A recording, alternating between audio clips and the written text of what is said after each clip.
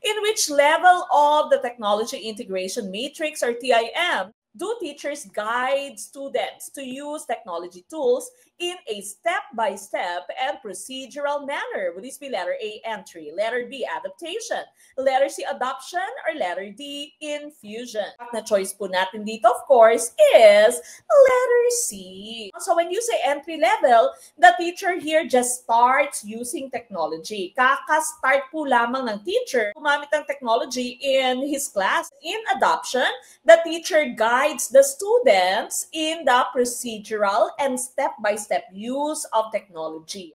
Now, next is adaptation. Sa adaptation po, anong nangyayari?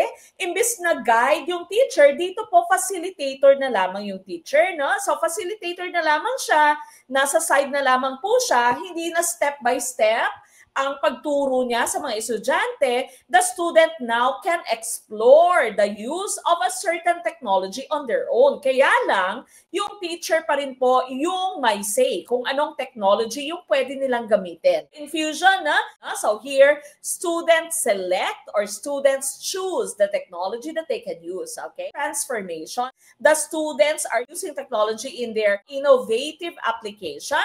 Without this technology, imposible ang magiging activity ng ating pong mga estudyante.